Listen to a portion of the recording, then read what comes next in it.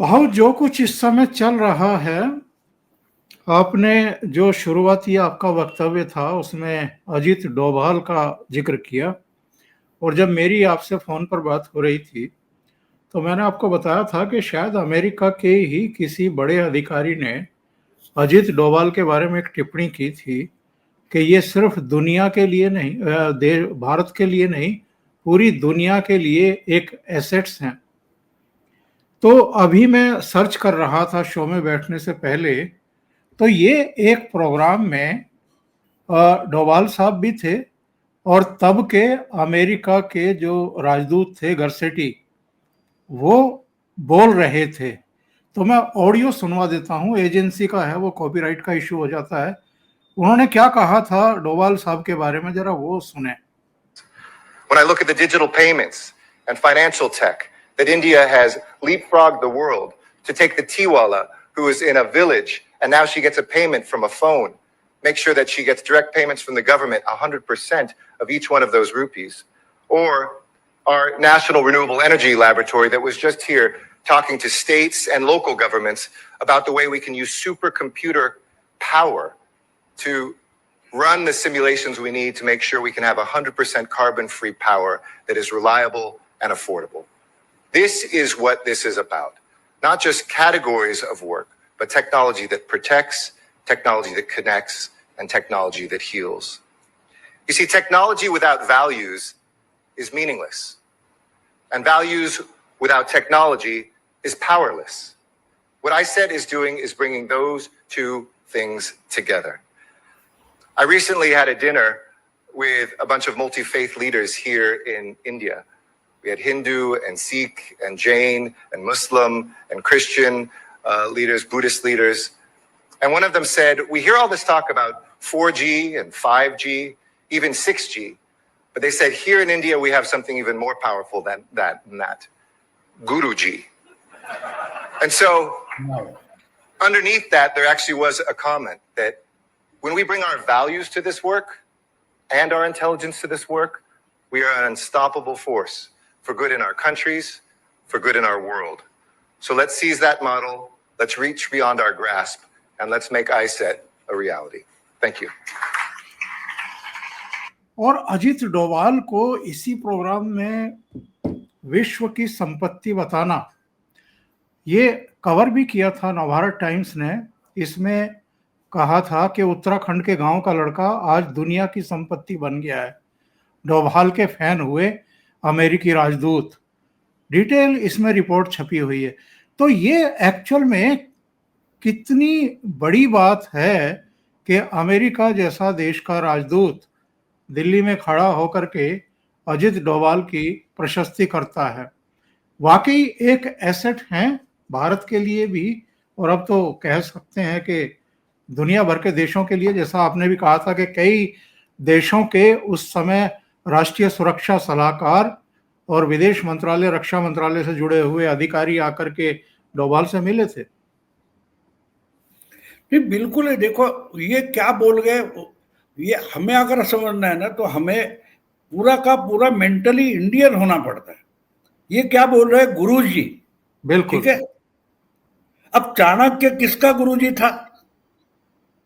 चाणक्य किसका गुरुजी था? एक सामान्य घर के युवा को उन्होंने चंद्रगुप्त मौर्य बनाया, वो गुरुजी थे।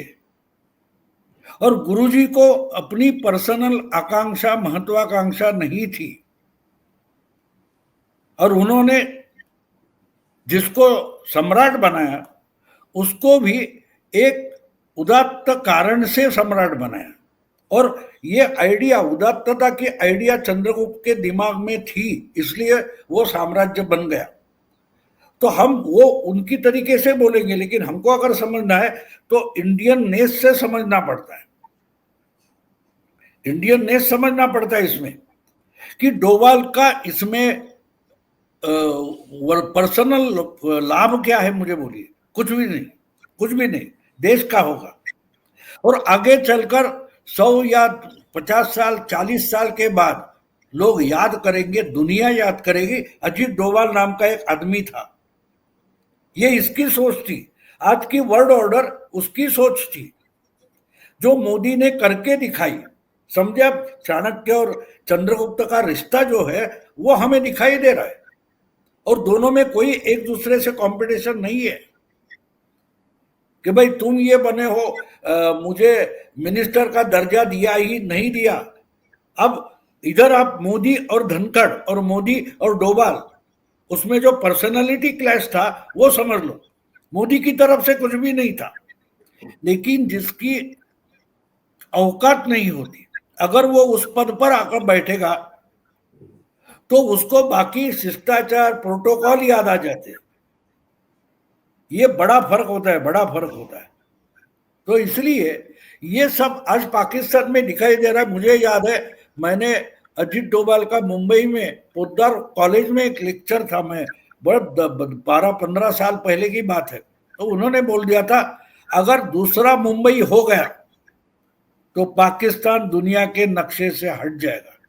ये 15 साल पहले बोला था, जब वो इंसान किसी भी ओहदे पर नहीं था। मोदी जी प्रधानमंत्री बनने की कोई दूर दूर तक संभावना नहीं दिखाई दे रही थी, तब उन्होंने पोद्दार कॉलेज में मुंबई में बोला था अनदर मुंबई एंड पाकिस्तान दुनिया की नक्शे से हट जाएगा। और आज करके दिखा रहा, उसका कॉन्फिडेंस देखो, उसका कॉन्फिडेंस देखो। तो ऐसे लोग जहां होते हैं, ऐसे लोगों को ढूंढ ढूंढ कर अगर मोदी जी साथ ला रहे हैं तो क्या कर रहे हैं, ये राहुल वगैरह के दिमाग में आ ही नहीं सकता, समझ भी नहीं सकता। और दूसरी बात ये है कि ये समझ, देखो एक बात होती है, मैं मेरा एक अब खुद का एक एग्जांपल देता हूं। मैं एक ऑफिस में काम कर रहा था और वहां एक लिफ्ट थी, चौथे माले पर, चौथी मंजिल पर उसका ऑफिस था। तो मैं कुछ था, मुझे नीचे जाना था, तो कोई आया था ऑफिस में और मैंने लिफ्ट में गया और बटन दबाया, अरे तो हिलता ही नहीं। वो पुराने जमाने की इमारत है, लिफ्ट भी पुराने जमाने का था। तो हमारी जो आदत होती है, हम अंदर का बाहर का दरवाजा फिर से ठीक करते हैं, जोर से धक्का मार कर लगाते हैं, ये सब कर रहा था, लेकिन लिफ्ट हिल ही नहीं रही थी। मेरी समझ में नहीं आ रहा साला क्या गड़बड़ है। ये मैं बुद्धिजीवी हूं ना, इसलिए मैं मूर्ख कैसे था उसका उदाहरण दे रहा। 2-3 मिनट ये सब चलता रहा, आखिर में मतलब मरने दो साला। मैं लिफ्ट से बाहर निकला, आकर बैठ गया, प्यून को बोला अरे यार पानी पिला जा रहा, पानी वानी पिया और वापस गया। लिफ्ट वही थी, मैं लिफ्ट में गया, बटन दबाया, लिफ्ट नीचे जाने लगी। मैं परेशान हो गया, अरे 1-2-4 मिनट पहले कोई था। तो अचानक मेरे दिमाग में आइडिया आया और मैंने देखा मैंने हाथ कहाँ रखा है, तो मैंने जी यानी ग्राउंड लेवल पर हाथ रखा था। और तब मेरे समझ में आया कि मैं चौथे मंजिल पर था और 4 नंबर का ही बटन दबा रहा था, लेकिन मशीन गलत होगा, मैं नहीं, मैं तो बुद्धिजीवी हूं। ईवीएम गलत होता है। ईवीएम गलत क्यों होता है? क्योंकि मैं बुद्धिजीवी हूं। समझे आप? मैं औरों का नहीं, मेरा एग्जाम्पल दे रहा हूं। लेकिन जो गलती हो रही थी वो मैंने समझने की कोशिश की। तो ये जो बदलाव हो रहे ये इनके दिमाग में नहीं आते, यहाँ के नहीं आते, वहां के नहीं आते। वो तो आज भी मोहम्मद पैगंबर के जमाने में जीना चाहते, हम मुसलमान है, हमारे में जज्बा है, ये है, वो हमारा भाई है, वो हमारा भाई है। अरे वो तुमको कुत्ते की दुम भी नहीं मानते।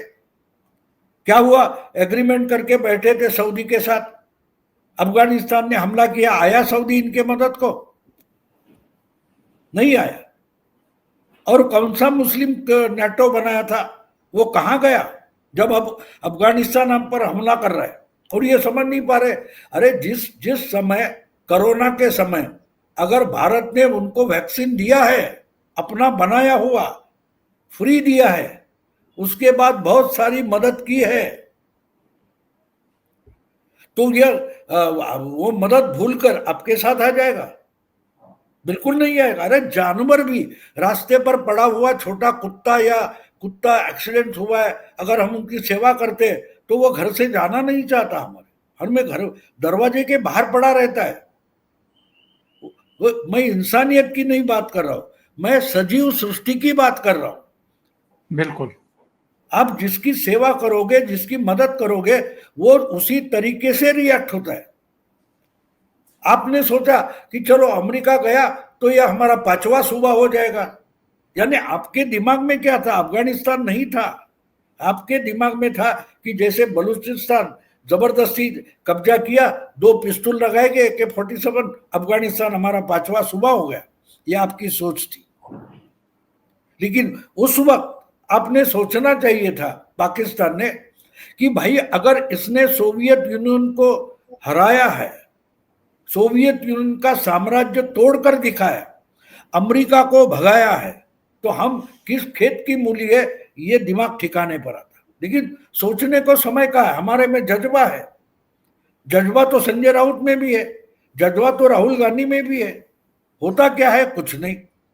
तो इसलिए आज पाकिस्तान की हालत इतनी बुरी है कि समझो किसी ऊंचाई से 5 मंजिला या 10 मंजिला बिल्डिंग पर से एक सामान भरी बैग गिर गई है, और सामान यहां वहां जो बिखरा है, अगर वो सामान बिखरा है और आप भी ऊपर से गिरे हैं, तो आप उठकर अपने पैरों पर खड़े नहीं हो सकते। सामान समेटना तो दूर की बात है। ये आज पाकिस्तान की हालत है, ये हालत है। बिल्कुल बिल्कुल सही कह रहे हैं भाव। और होने क्या वाला है इसका पाकिस्तान नहीं नहीं, का? एक बात और बता दूं आपको। वो जो सामान बिखरा हुआ है और मुझे उठकर खड़ा भी नहीं हो पा रहा हूं, और कोई कुत्ता आ गया, कोई बिल्ली आ गई, कोई छोटा भिखारी आ गया और वो सामान उठाएगा तो ए तेरे को मारूंगा, ए तेरे को मारूंगा। अरे तू उठकर पैरों पर खड़ा हो, फिर मारना उसको। तब तक तो वो उठा के सामान लेके जाता है और तू कुछ नहीं कर पाते। बिल्कुल इसी हालत में पाकिस्तान है, जोर शोर से धमका रहा है, लेकिन हाथ उठाने की ताकत नहीं, उठकर बैठने की ताकत नहीं, खड़ा होने की ताकत नहीं है, धमकाना जारी है। इसको बोलते हैं पाकिस्तान।